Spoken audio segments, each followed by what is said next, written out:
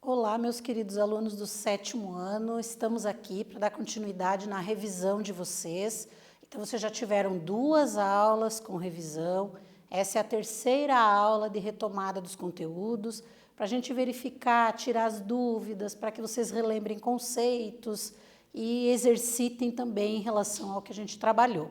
Então, nós temos ali o que nós vimos na aula anterior, que é essa parte mais das características naturais, das regiões naturais do território brasileiro, especialmente o relevo e hidrografia.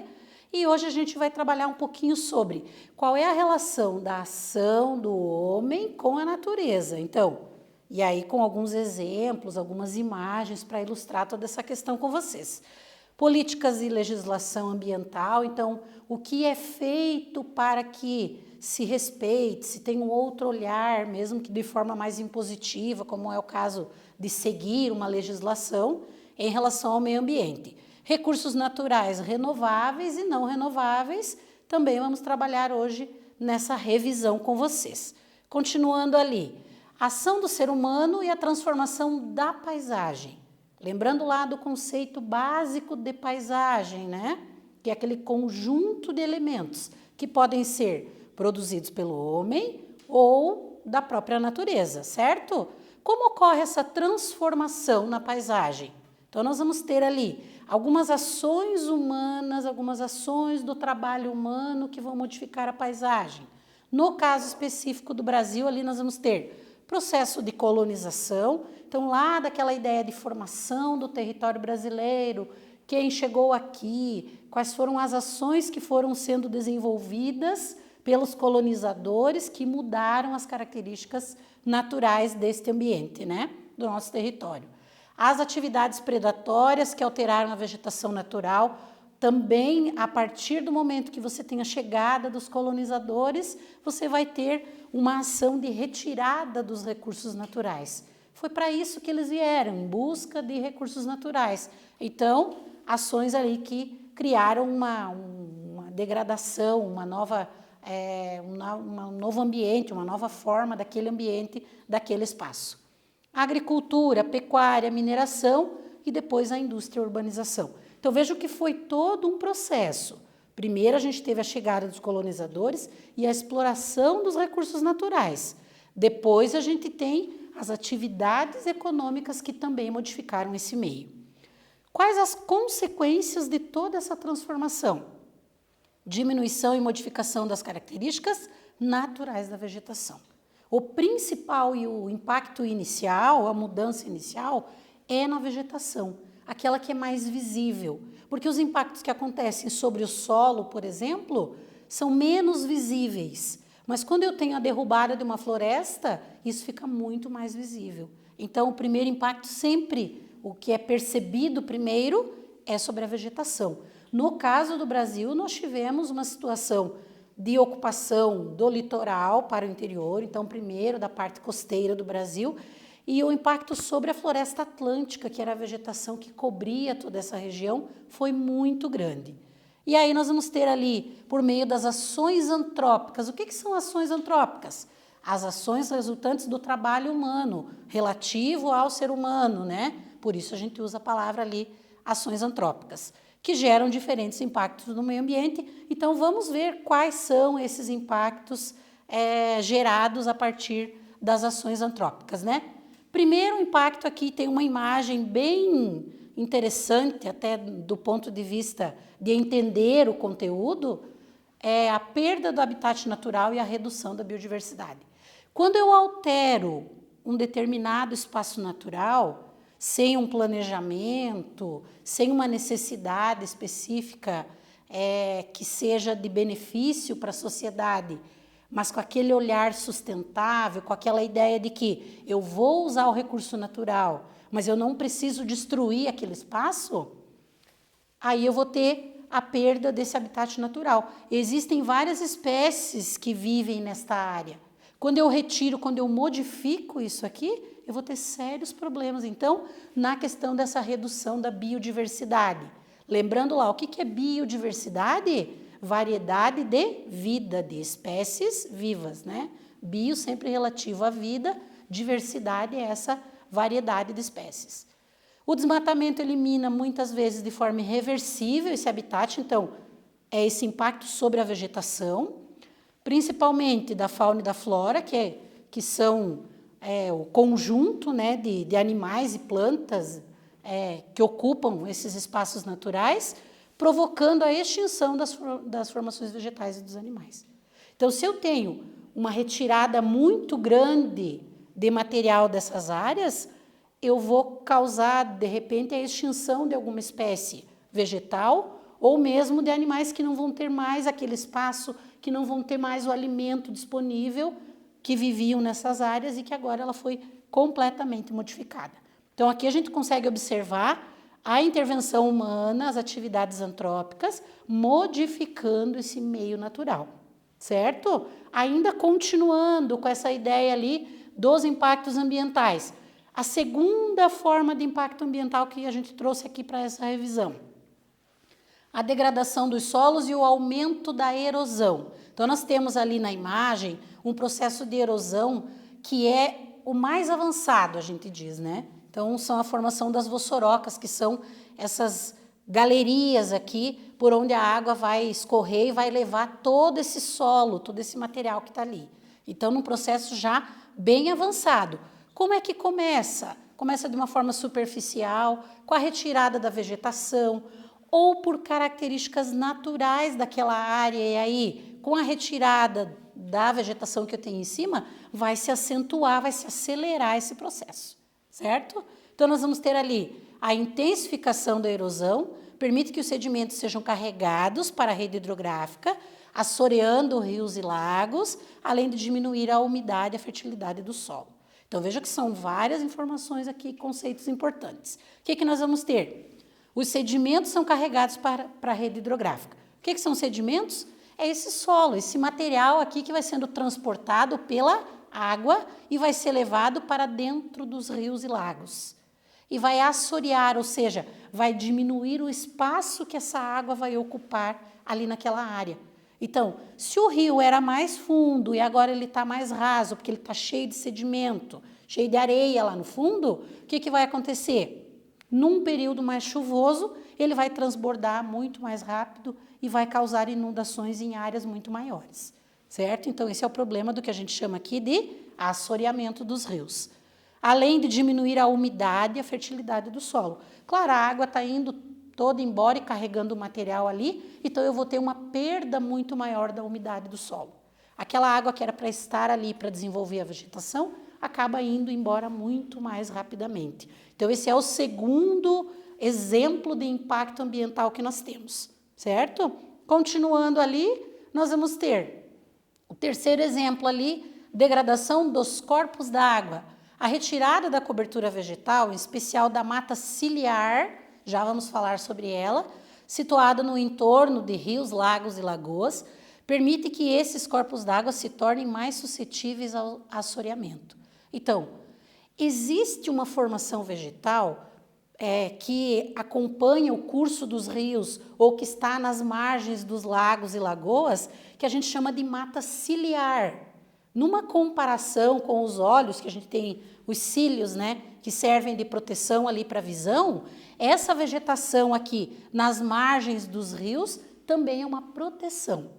Chamamos ela de mata ciliar ou mata de galeria, porque ela forma uma galeria ao longo do rio, protegendo aquele espaço ali, protegendo a água, né? Conservando aquela água com suas características mais propícias depois para captação e consumo. Então, importantíssima questão ali da presença da mata ciliar, certo? Para proteger esses corpos d'água. Quando eu uso o termo ali corpos d'água, eu estou me referindo a rios, lagos, lagoas e outras áreas que têm concentração de água ali. No nosso caso aqui, especificamente, esses três, certo? Então, a importância dessa cobertura vegetal. Aqui nós temos o exemplo, de um lado está sem desmatar, do outro lado foi retirada toda a vegetação. O que vai acontecer aqui na prática?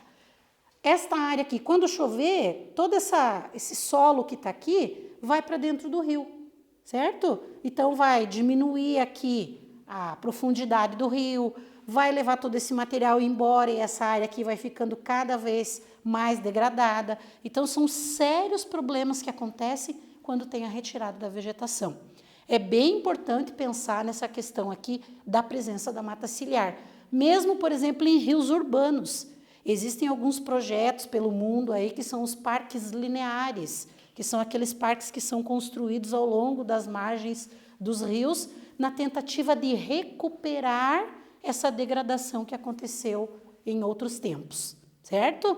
Então, continuando lá, nós temos um quarto exemplo, alterações climáticas. A cobertura vegetal tem a capacidade de absorver energia solar e influenciar a umidade do ar. E aí isso está relativo à qualidade do ar, até para a nossa respiração, quantidade de chuvas, né? Então está relacionado aqui com a questão da umidade do ar, contribuindo para manter o equilíbrio atmosférico.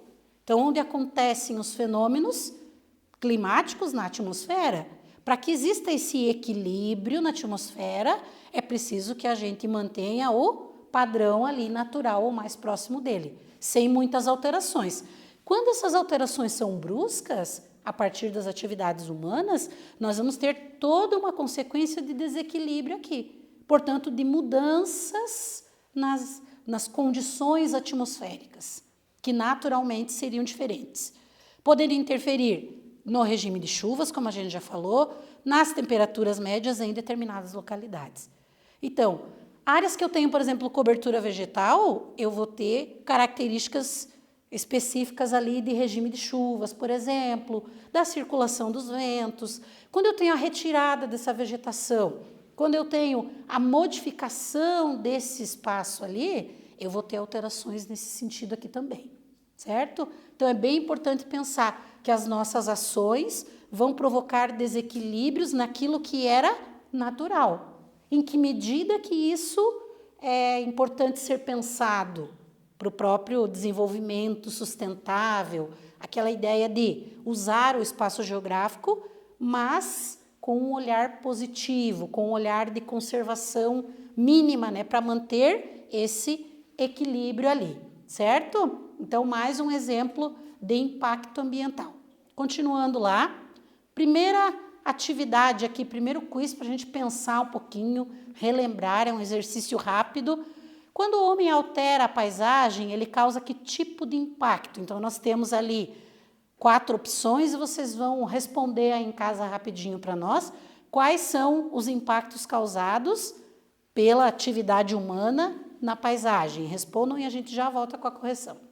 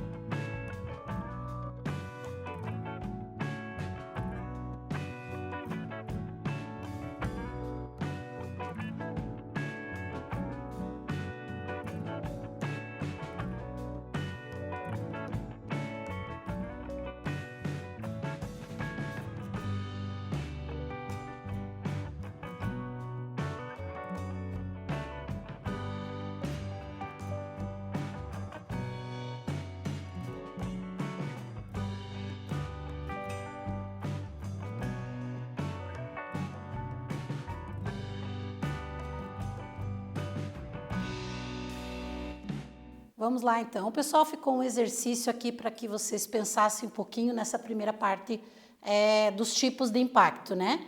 Então, quando o homem altera a paisagem, ele causa todos esses tipos de impactos que estão relacionados aqui. A resposta D é a correta, né? Tanto cultural, econômico, como ambiental. Qualquer que seja a atividade humana, ela vai causar diferentes tipos de impactos ali, certo? Continuando, então, ali vamos pensar um pouquinho. Como que no Brasil tem existido leis e normas, têm sido criadas leis e normas para minimizar essa questão do impacto ambiental e preservar o meio ambiente. Então, nós temos ali, a partir da década de 30, a criação de alguns organismos dentro do governo brasileiro para tentar pensar um pouquinho nessas políticas, né? Aqui estão relacionados a alguns que vocês já viram, mas vamos relembrar os principais.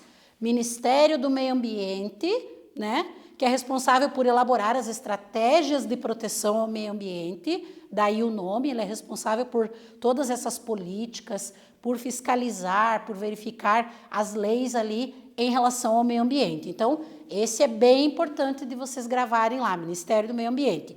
E outro que também é bem importante, que a gente vê sempre a atuação nas reportagens e tudo mais, é o IBAMA, certo? Instituto Brasileiro de Meio Ambiente e de Recursos Naturais Renováveis. O IBAMA ele está relacionado com os institutos estaduais, ele tem uma relação com os institutos estaduais, como no caso do Paraná, que é o IAP, nessa ação ali de buscar formas de preservação do meio ambiente. Então, bem importante os dois aqui, Ministério do Meio Ambiente e IBAMA, certo? Ali nós temos alguns outros que depois vocês podem relembrar também.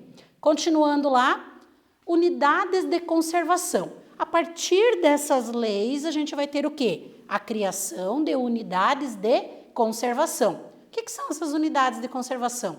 São espaços territoriais com recursos ambientais e características naturais relevantes. Com a função do quê? Assegurar a representatividade de amostras significativas ecologicamente viáveis das diferentes populações, habitats e ecossistemas do território nacional. Também das águas, né? Preservando o patrimônio biológico existente. Então, vejam que as unidades de conservação, o nome já diz, é uma unidade que tem características específicas, originais e que devem ser conservadas. Para quê? Para que as futuras gerações conheçam e até usufruam de forma sustentável dessas características que foram conservadas nessas unidades. O que elas asseguram? As populações tradicionais, o uso sustentável dos recursos naturais. Então, essas áreas, elas não podem ser usadas ali à vontade. Existem regras. Existem dois tipos que vocês viram lá no 6º ano. As unidades de uso sustentável, da qual você pode retirar ali algum recurso, mas sem degradar aquele espaço. Como coletar alguma semente, alguma planta que possa ser para uso medicinal, por exemplo, mas de forma muito restrita. E existem as unidades de proteção integral. Estas áreas não podem ser retirado absolutamente nada delas. Existem os chamados parques nacionais ou parques estaduais, certo? Então, pensando nessa ideia ali das unidades de conservação. São criadas após a realização de estudos técnicos e, a partir daí, é proposta, então, uma consulta à população quando considerar necessário. Existem lá os responsáveis, biólogos, geógrafos, eles vão fazer um estudo daquela área, da importância daquela área natural, e aí, a partir desse estudo, é que se cria lá uma unidade de conservação, que vai ser definido se vai ser de uso sustentável ou de proteção integral, ok? Então, bem importante ali as unidades de conservação. Continuando lá, nós vamos para os exercícios. Pensando em todo esse conjunto, desde o que nós falamos lá, de impactos ambientais, até para proteger, existe lá o Ministério do Meio Ambiente, né, que vai fiscalizar, que vai cuidar do meio ambiente no espaço geográfico brasileiro. E também essa questão ali que nós vimos das unidades de conservação. Então, exercício número 1. Com base no que nós estudamos até aqui, cite 4 tipos de impactos ambientais. Lembram lá que nós falamos? numeradinho, explicado cada um, então vocês vão citar os exemplos ali. E o exercício 2, entre os tipos de impacto ambiental estudado, quais podem influenciar no assoreamento dos rios? Então, vocês respondem os 2 exercícios ali, vão ter um tempinho, e a gente volta com a correção.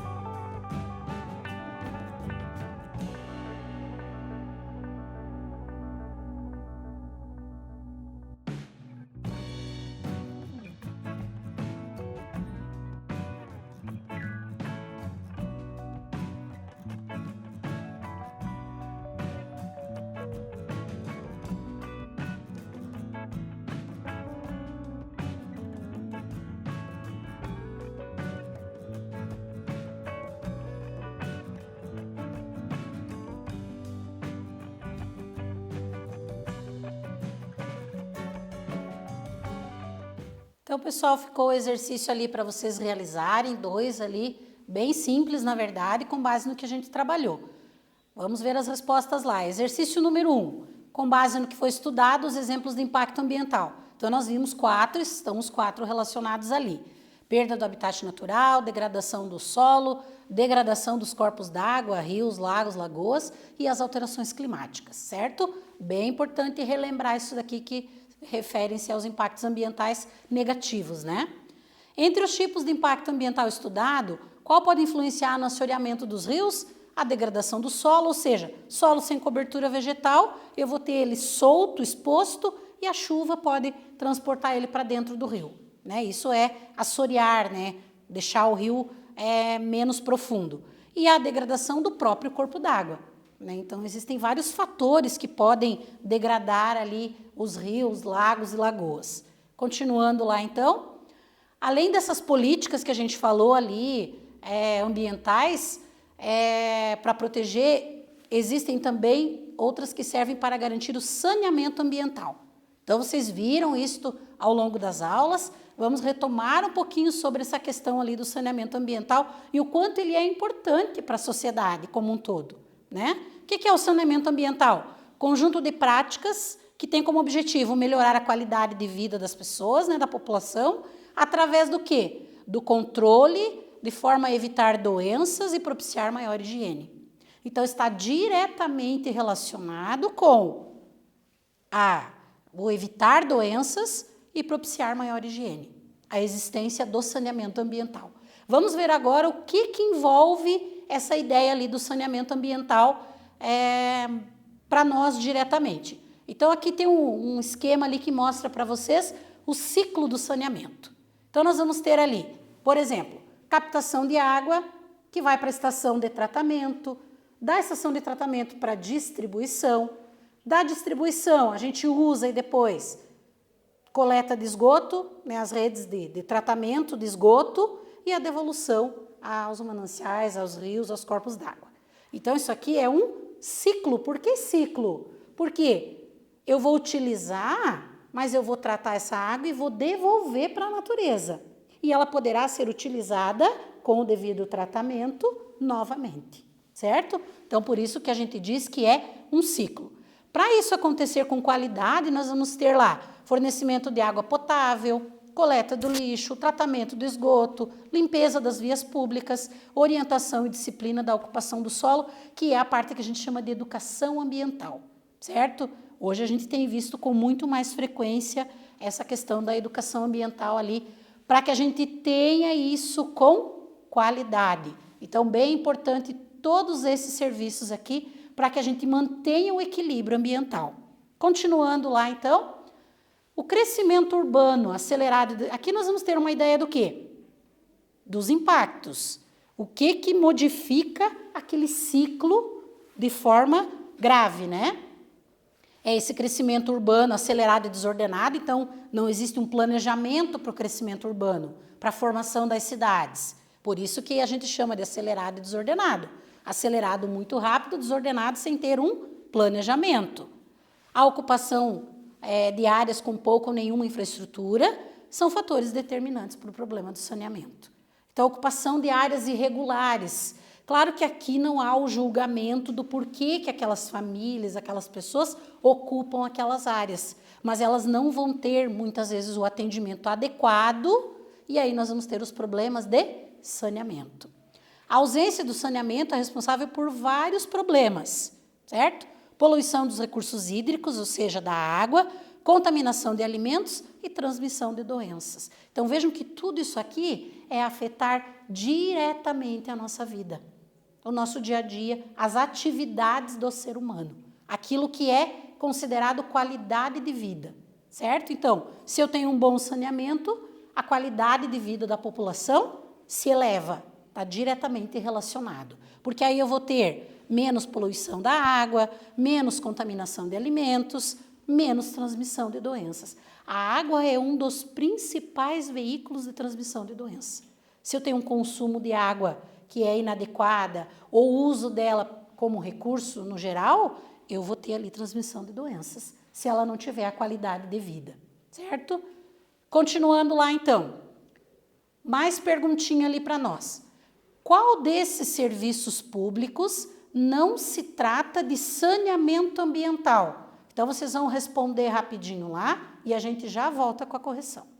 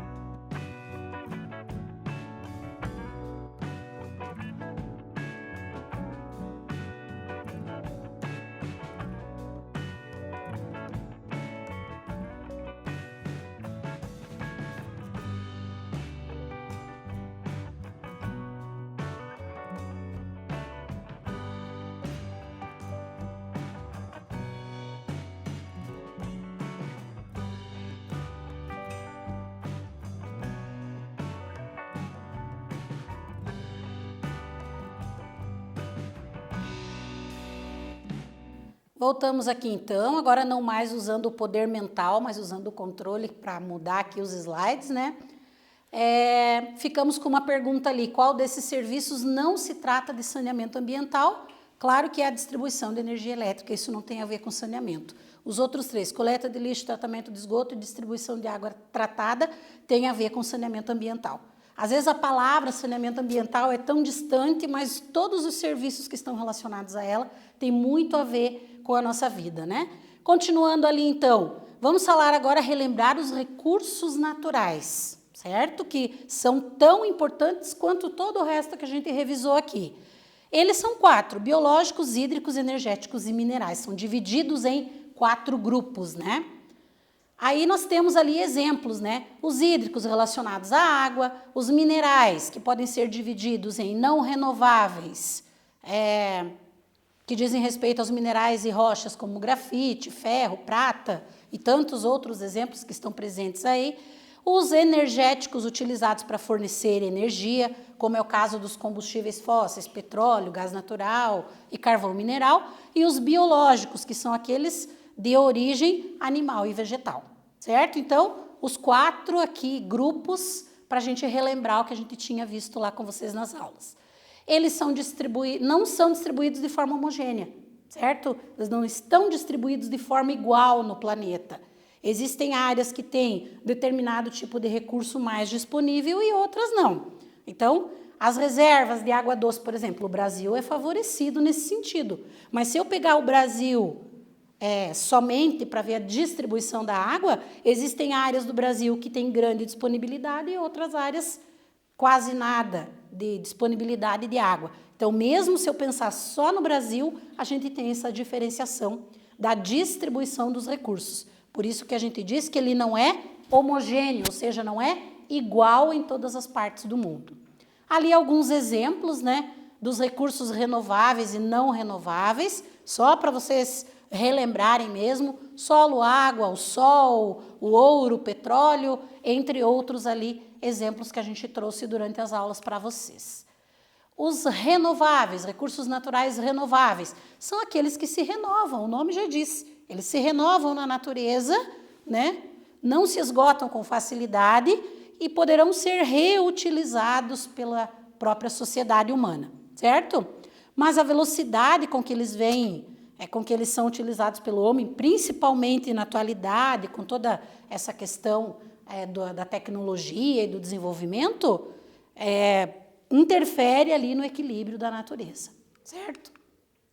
E os não renováveis são aqueles que se esgotam, que são amplamente explorados como as fontes de energia, principalmente aqui o petróleo, o carvão mineral e o gás natural, que tem a ver com as atividades que as pessoas, que as sociedades desenvolvem, principalmente a atividade industrial, que depois lá na frente a gente vai falar sobre industrialização e aí a gente aprofunda um pouquinho mais a respeito aqui, certo?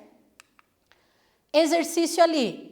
Vocês vão copiar e responder e a gente volta para corrigir. Então, nós falamos dos recursos naturais. Eu quero exemplos de cada um desses recursos aqui. Vocês vão escrever ali do lado pelo menos um exemplo de cada um e aí a gente já volta com a correção.